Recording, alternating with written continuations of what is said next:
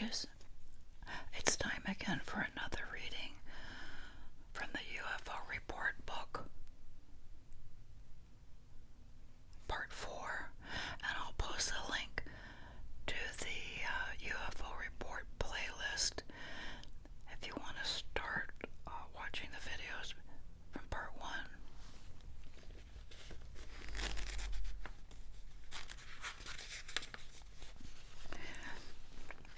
Chapter 2. Clear patches in the UFO fog. If any year can be pegged as marking a turning point in the search for the truth about UFOs, 1980 has a good claim. For the first time, a faction within government protested against the worldwide conspiracy of silence, promised to wage a fight to bring the facts out into the open. The group, consisting of 25 legislatures in Great Britain's Venerable House of Lords, announced that it was time for the world to face the reality of visitors from outer space. Among the titled rebels was the former chairman of the Military Committee of the North Atlantic Treaty Organization, NATO. Anyone who says UFOs don't exist is either short-sighted or stupid, declared Lord Kimberley, a member of a House of Lords Military Appropriations Committee. In an exclusive interview with the National Enquirer, Lord Kimberley went on to say, "I'm puzzled by what appears to be a cover-up by the defense ministries of various governments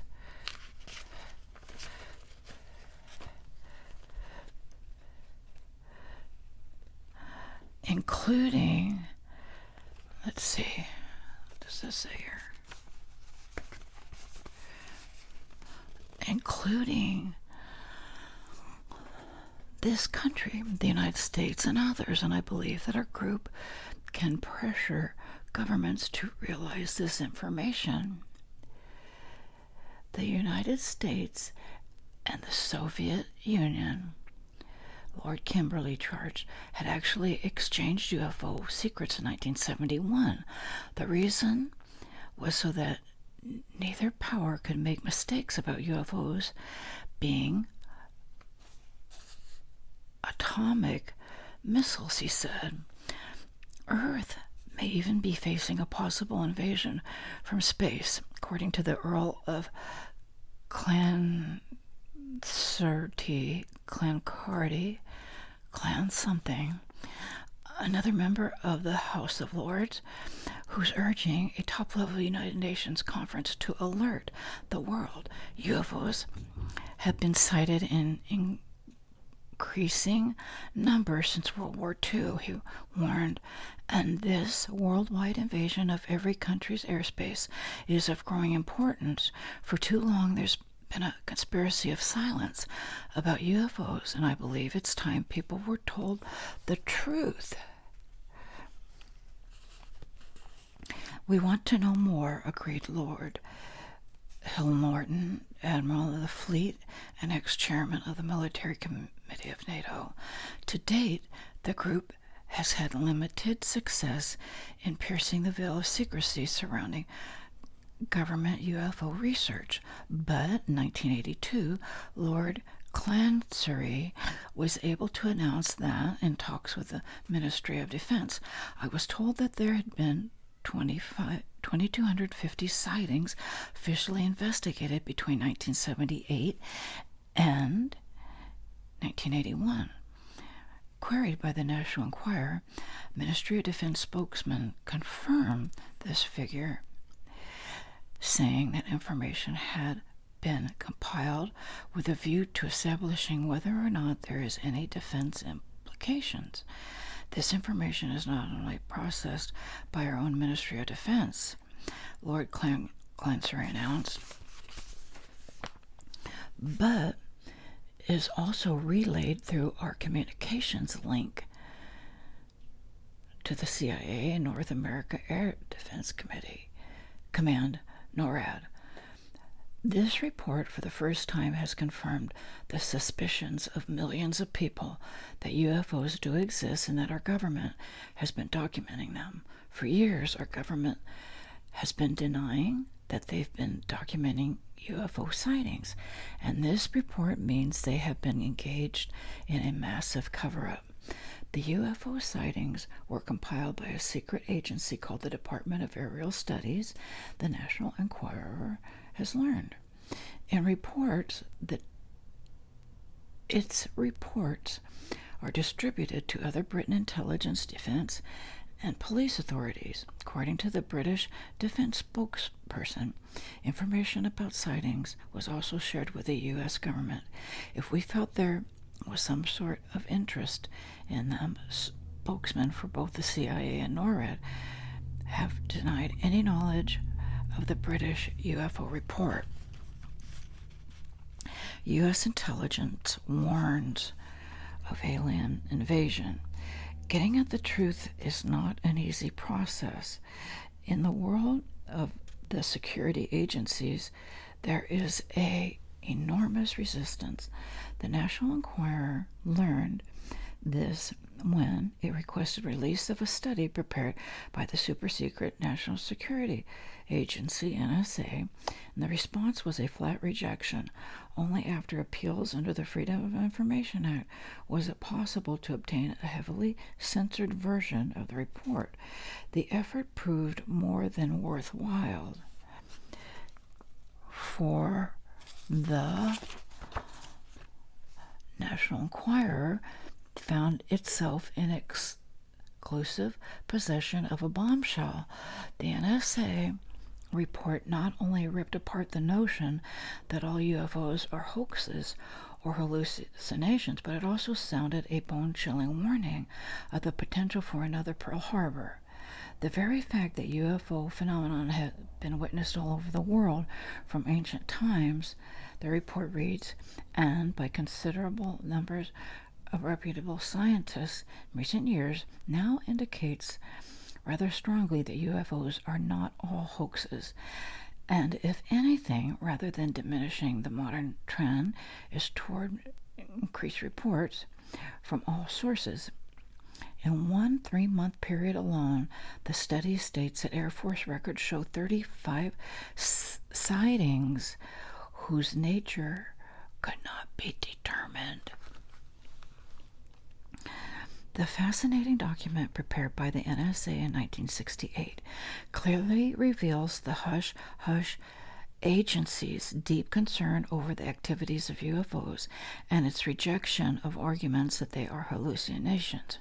A considerable number of instances exist in which there are groups of people and a radar or radars seeing the same thing at the same time.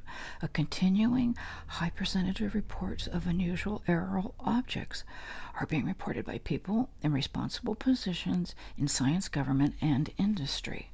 The report notes, in no uncertain terms, that some eminent scientists believe that UFOs are extraterrestrial in origin and cautious that this fact cannot be disregarded. Moreover, there could be some very serious and far-reaching human survival implications. The study warns, adding, if they discover you, it is an old but hardly invalid rule of thumb, they are your technological superiors. Human history has shown us time and time again the tragic results of a confrontation between a technologically superior civilization and a technologically inferior people. In an attempt to rally concern about the presence of UFOs, the NSA study pleads for stepped-up action. Up until this time, the leisurely scientific approach has too often taken precedence in dealing with UFO questions, it states. Then, making a frightening comparison to highlight the awesome dangers, the report reasons. If you are walking along a forest path and someone yells, "Rattler," your reaction would be immediate and defensive. You would not take time to speculate before you react. You would have to treat the alarm as if it were a real and immediate threat to your survival. Investigation would become an intensive emergency action to isolate the threat and to determine its precise nature. It would be geared to developing adequate defensive measures in a minimum amount of time, and it would seem a little more of this survival attitude is called for in dealing with the UFO problem. Drastic censorship to protect national security makes it impossible to determine who prepared the study or who received copies. Nevertheless, while it concedes that the nature and origin of UFOs remain mysteries, the report doesn't mince words in pointing to the potential consequences of discounting the existence of UFOs. Because we could not appreciate the potential of the carrier strike force, we were surprised and defeated at Pearl Harbor, because Americans found it incomprehensible that a crude technology could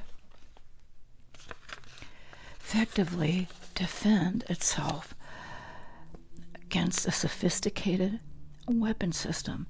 Mainly aircraft were lost to World War II model anti-aircraft and small arms fire in Vietnam.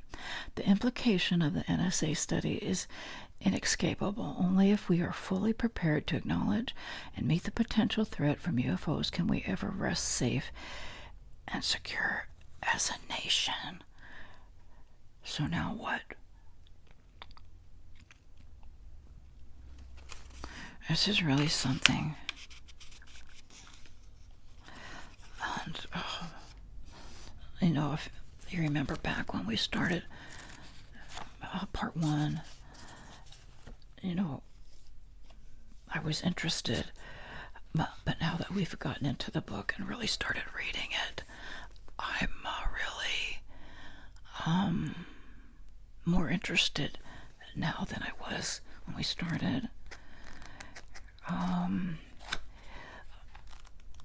I know there's a lot of skeptics out there, and I'm still kind of skeptical, but as I read the little bits and pieces, I think there's something to this. I just don't know how much exactly.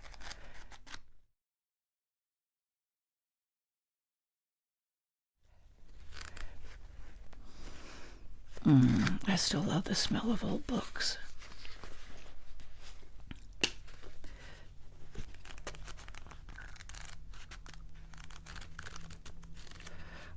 I just can't get over how much I'm enjoying this book. And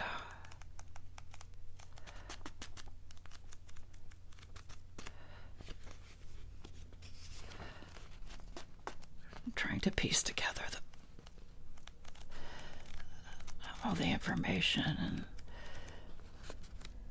so they went back as far as 1968, 78, 88, 98, 2008, 2018. That was 50 years, 18, 19, 21, 22, almost 55 years ago. But actually, New Mexico, what's that town in New Mexico? Roswell, New Mexico.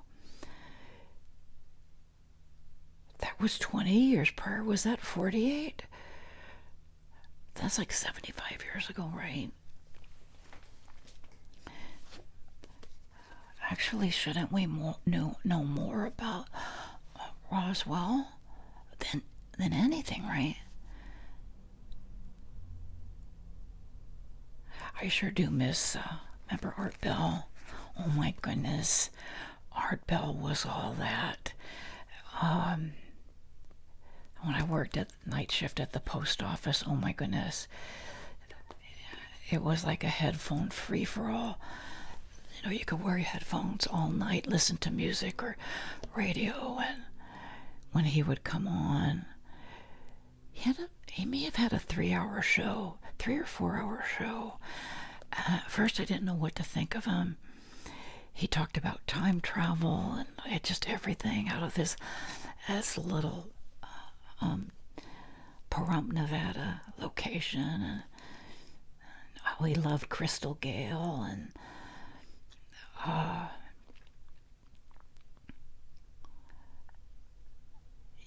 I'd have to say now, when I listened to him back then about time travel and all these things, I really thought it was way too far out there for me. But then he would have people come on and talk, and they had people talking about cell phones in the very beginning, about how cell phones are going to kill your brain and our civilization, and all the different things being transmitted from cell phones.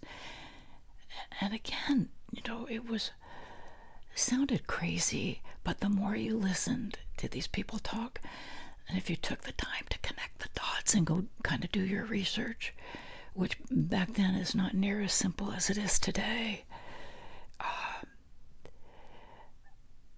was always, hemming and hawing, and just could never really admit, that all this would be going on, and that our government, or that, the higher ups would allow it.